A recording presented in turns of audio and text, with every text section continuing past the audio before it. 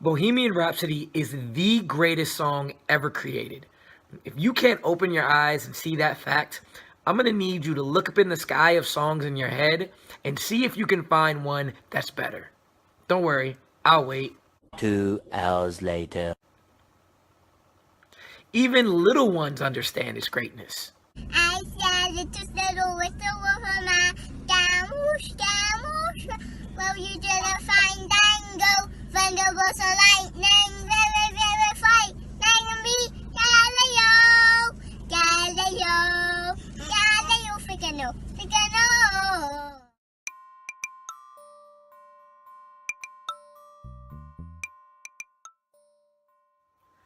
What up, family? It's your boy Amaru back with another review, and this time I am reviewing Bohemian Rhapsody. But before I get into that, couple things. One, please excuse my voice. I know it sounds like somebody poured hot coals down my throat, stoned me, and spit in my eye, but I just got to get these videos right out of here, right? So bear with me. Secondly, I'm trying something a little different for this video. I'm hoping to make this a real life thing and not just fantasy. I had some doubts at first, kept going back and forth like, I can't do this. But then I got caught in a landslide of the idea that there was no escape from. So hopefully, if you catch what I'm doing, which you should by now, hopefully you like it and I can make it a consistent reality on my channel. So, Bohemian Rhapsody. It's a biopic that follows the meteoric rise of one of the greatest rock bands of all time, Queen. It focuses a lot on Freddie Mercury, played by Rami Malek. Takes us on his journey from just a poor boy baggage handler to the greatest frontman to ever live. Rami Malek is the reason you go see this movie. He is a dead ringer for Freddie Mercury. He killed it, man. Completely transforms into another human being. He perfectly captures Freddie's charisma, his grandiosity, the flamboyance, the overall aura that drew everyone to him. From the first performance of the movie, Malek morphs into the powder keg of confidence we all saw on stage. But he also lets us in to the mask that Freddie wore once he stepped off. When in front of millions of people, his whole body screamed, I need no sympathy. I'm gonna step to my own rhythm. Any way the wind blows, you're gonna love me for me. But once he stepped off that stage, we get to see behind the curtain where he really put a mask up. Because internally he was screaming, nobody loved me. No matter what monstrosity of a house he had, all the fame, all the fortune, nothing really mattered if he didn't have somebody to share it with, and he needed a family. And Malek's performance was so believable both on and off the stage that it sent shivers down my spine. His time has come for an Oscar, and I promise you he's going to be the front runner. If there is any way that he gets snubbed, my body's going to be aching from all the times that the Oscars got it wrong. So don't screw this up. The movie also does a great job showing us that Queen wasn't just Freddie Mercury. Every member of the band was a key part to the group's success. Willem Lee plays guitarist Brian May, Ben Hardy plays drummer Roger Taylor, and Joseph Mazzello plays bassist John Deacon. The movie showed how each individual band member was so essential in so many of the hits that Queen created. Now, I knew the band had a lot of bangers, but I just didn't know how many. There were countless times watching a movie where I was like, they made that too? Well, I knew they made another one, Bites the Dust, and of course the anthems, We Are the Champions, and We Will Rock You, of course Bohemian Rhapsody, and Crazy Little Thing Called Love. But then I was like, they made You Make Me Live, and Love of My Life. There were so many songs that this band created, and seeing the dynamic of the band itself was the most fun you have on the screen.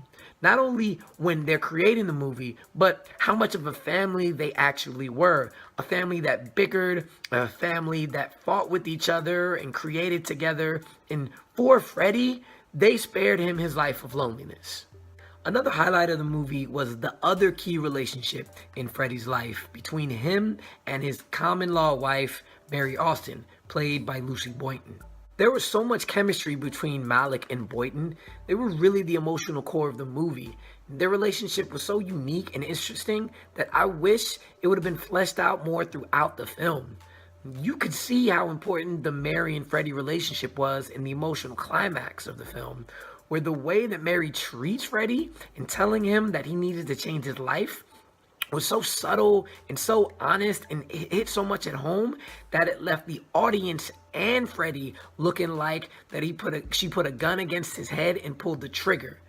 It was so emotionally captivating that I wished that we didn't have to wait to the latter half of the film to get a scene like that between them. All right, so my voice is done.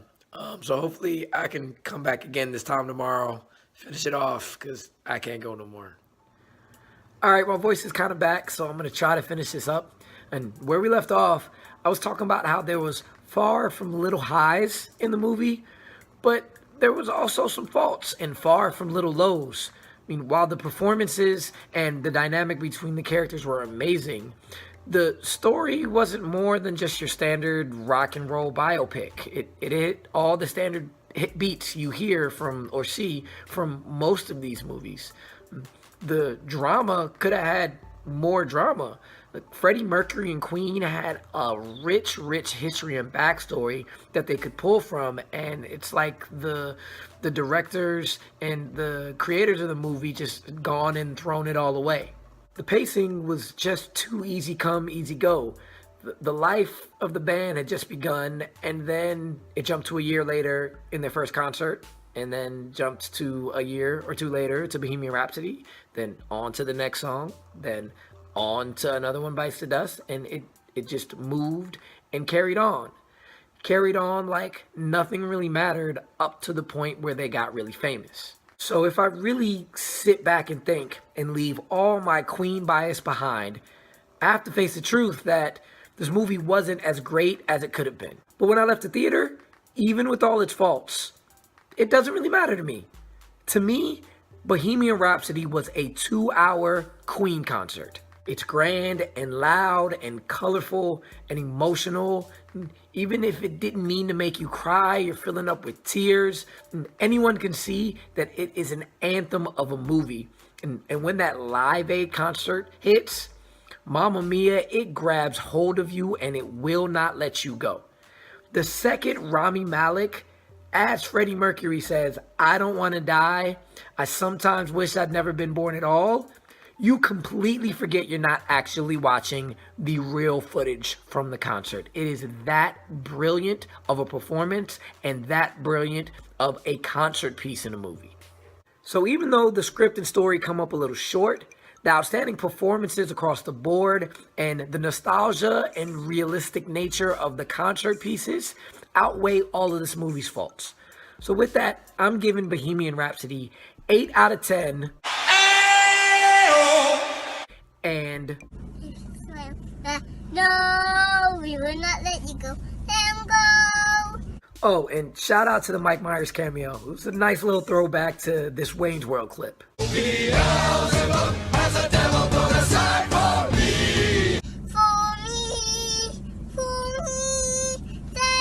Da da da da da da da da.